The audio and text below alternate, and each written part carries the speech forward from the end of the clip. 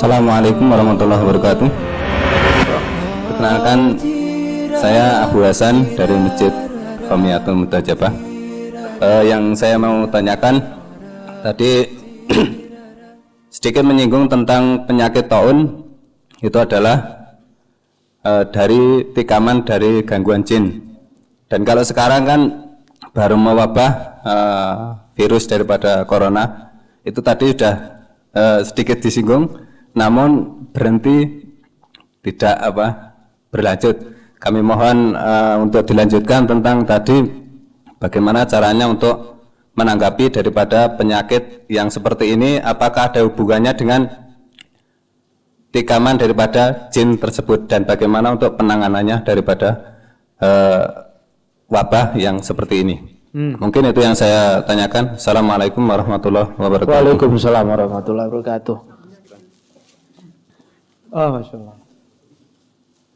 Fikih wabah itu sudah ditulis oleh para ulama. Di antara kitabnya namanya Bazlul Ma'un fi Ahkamit Ta'un, yang ditulis oleh Al-Hafidh Ibnu Hajar Al-Asqalani. Dan sebenarnya banyak kitab-kitab yang menjelaskan mengenai masalah pandemi, apa yang sehubungan dengan pandemi. Masalahnya begini, tidak semua ta'un itu, setiap ta'un itu nama penyakit. Jadi pandemi yang sedang kita alami yaitu COVID ini, itu tidak bisa dikatakan ta'un. Dia cuma bisa dikatakan wabah gitu. Gitu, persoalannya di situ. Nah, ta'un itu punya sifat tersendiri. Dia ada bisul di bawah ketiak. Pokoknya serangannya itu ketiak. Ketiaknya itu bisulan warna merah, nanti membiru. Kalau sudah membiru berarti mati. Dan kalau sudah kena itu nggak ada yang selamat. Jarang sembuh, itu jarang sembuh. Dan kalau sudah kena wabah ta'un, berarti kan ini gini loh maksud saya. Kalau kita mengatakan pandemi yang sedang kita alami itu adalah ta'un, lah sekarang kita bandingkan kasus ta'un itu apakah sama dengan pandemi. Ta'un itu pertama bedanya, ta'un dengan wabah corona ini bedanya, ta'un itu cepat sekali mati dan jarang sekali selamat. Dan kalau kena itu rata, dan kalau kena itu kalau satu kampung kena semua 70.000 begitu, ada satu rumah enggak gitu. Lah kalau pandemi COVID ini beda, sembuh banyak, yang mati banyak juga gitu. Lah maka itu dibahas itu prosedur COVID itu seperti yang dicanangkan oleh lockdown itu sebenarnya pendapatnya Ibnu Sina. Dia yang menemukan bahwasanya masa saling tertular tidaknya orang itu ketika masa pandemi itu selama 14 hari, itu yang menemukan Ibnu Sina, itu seorang kedokteran Islam. Dan kata Al-Imam Subki, jika ada dua dokter yang adil dan beriman bersumpah bahwa pandemi ini sifatnya menular, maka ulama bisa menjadikan pernyataan dokter ini sebagai rujukan untuk menerapkan protokol pandemi. Protokol pandemi artinya nggak boleh salaman, jaga jarak, pakai masker, harus diikuti. Kalau tidak, kita dosa karena kita melawan pemerintah. Jadi kalau dokter sudah bersumpah demi Allah dan dokternya itu beriman, dua cukup, beriman, adil, dia bersumpah bahwasanya ini menular, ini betul-betul berbahaya dan menular, maka kata Imam Subki, pendapat dokter ini bisa dijadikan acuan oleh ulama, kemudian direalisasikan oleh pemerintah untuk menjaga jarak, softnya renggang, boleh, itu nggak apa-apa. Nggak boleh. Nah persoalannya ini yang sumpah udah ada belum ya? Kalau ini prosedur kitab tapi kan ya pernyataan itu ada prosedur ini ada. Pakai masker tutup itu ada di dalam kitab dijelaskan. Tapi di situ diberikan syarat. Karena memang untuk mengumpulkan data, kita mengumpulkan data untuk muatan hukum yang akan diterapkan itu harus diambil dari ahlinya, itu dokter-dokter itu. Nah, kembali ke masalah jin. Nah, ini kalau taun berarti kan sasarannya jelas adalah penyakit tertentu, yaitu taun itu, taun. Apa namanya, ada bisul di bawah ketiak. Nah, adapun wabah-wabah yang lain seperti wabah flu, wabah apa lagi itu, malaria, wabah, pokoknya selain wabah taun. Nah, apakah itu serangan dari jin juga? Nah, ini tidak bisa dijawab. Tidak bisa, nggak tahu gitu aja. Tapi kalau taun dengan segala tanda-tandanya yang disebutkan ulama pasti dari jin, karena Nabi mengatakan matinya umatku disebabkan at-ta'un wa ta'un. Nah, sekarang begini persoalannya. Apakah bisa istilah ta'un ini diartikan semua jenis wabah pandemi? Nah, ini persoalan. Dikaji lagi berarti. Ada nggak ulama yang menjelaskan bahwasanya kalau ada istilah ta'un itu bukan hanya penyakit ta'un, tapi juga bisa maknanya umum, yaitu semua wabah. Berarti ya flu, pilek, kalau pas musim pilek jin juga dong. Kan begitu. Musim apa? Musim ulat bulu. Apa? Wabah ulat bulu, gatal-gatal. Jin juga dong. Nah, kan persoalan lagi tuh. Nah, ini perlu ditinjau, itu panjang persoalan ini, tapi yang jelas ya. Kita ini kalau mau selamat ya dari apa saja. Ancaman yang membahayakan kita itu tidak harus kita ini ada di rumah. Ketika kita ini menutup diri, enggak. Sekarang ini loh, sekarang ini ambrol, ini siapa yang tahu? Antum naik motor, ada orang, ada tumpah oli dikit, antum melewati terus jatuh gitu. Jadi hal-hal yang mengancam kita, yang membuat kita celaka itu di depan mata itu terlalu banyak. Iya.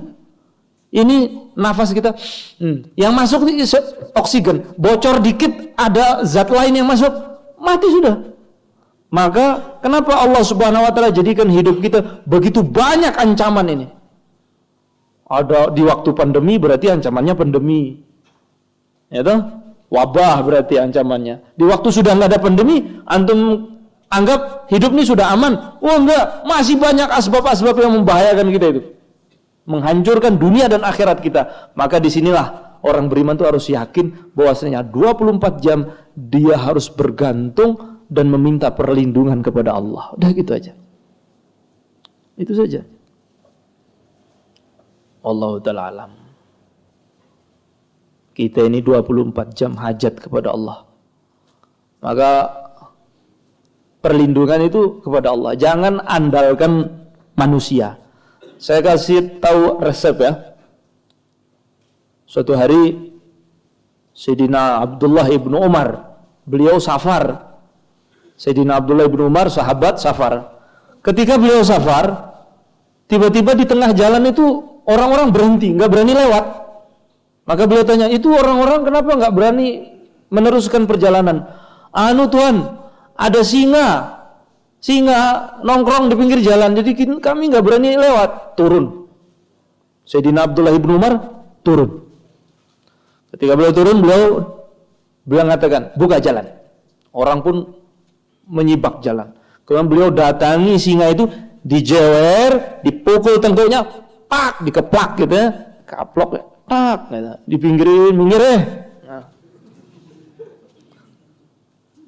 Setelah itu Sayyidina Abdullah bin Umar mengatakan, demi Allah, shadaqa Rasulullah, benar apa yang disabdakan Rasulullah, bahwasanya Allah Subhanahu wa taala berfirman, hadis kursi ini, hadis kursi, tidaklah hambaku, ya.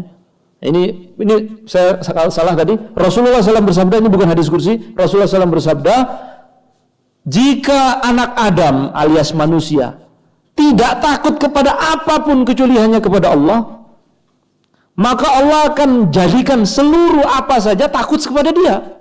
Dibalik. Paham?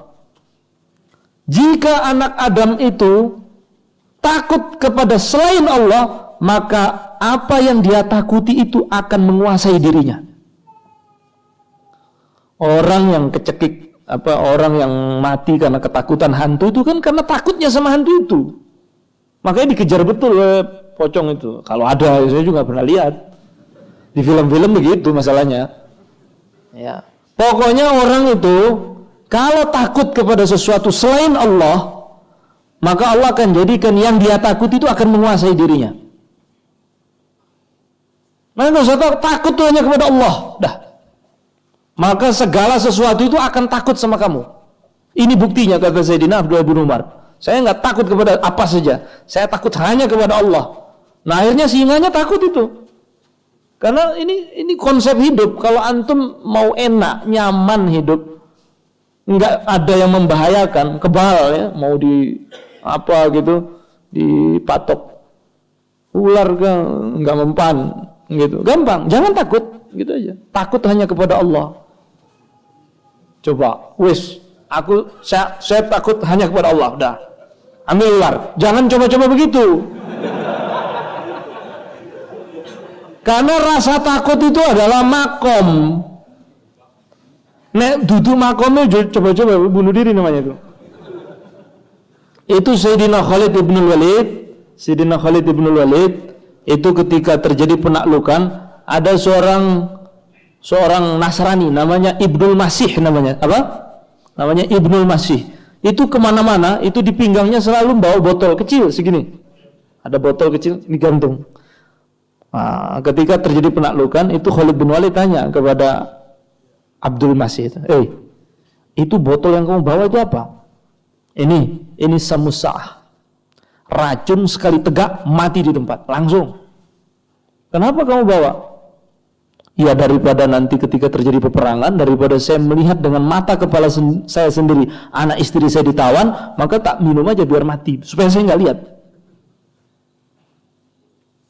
Oh gitu, ya ini samusah. Sekali tegak langsung mati. Itu kalau dituang ke danau, kemudian diaduk danaunya, setiap yang nyicip air danau mati, saking kuatnya racunnya itu. Ketika diterangkan begitu oleh Sayyidina Khalid, direbut, mana? Diambil, buka. Bismillahirrahmanirrahim, la yadurru ma ismihi. Itu sahabat yang ada di sekitar, jangan gitu. Tapi udah kadung dilek sama beliau. Yuk enggak apa-apa. Jadi antum jangan bawa-bawa baygon. Bismillahirrahmanirrahim. Yo, kalau belum makomnya itu jangan.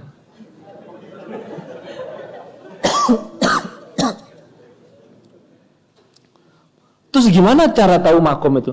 Makom itu dia gini lah.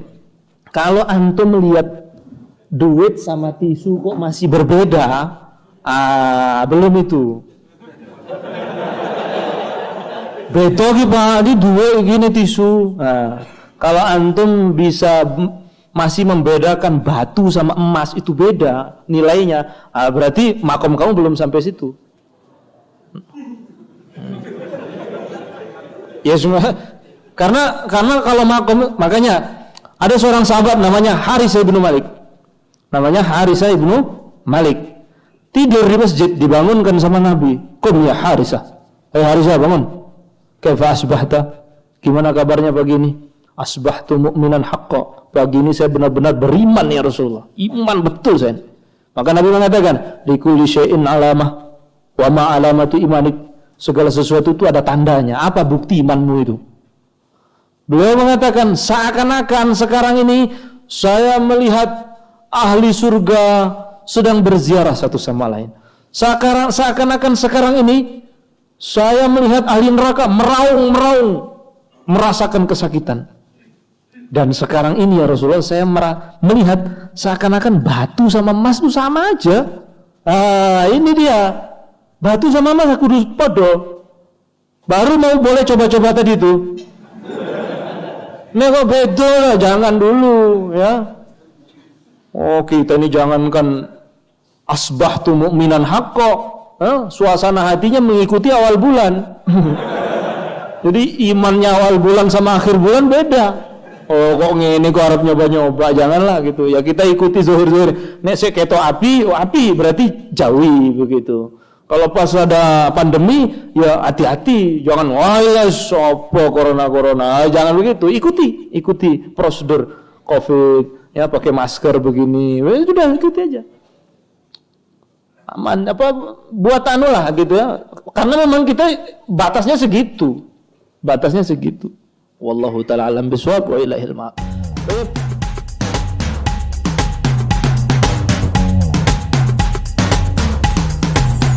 Marilah kita ucap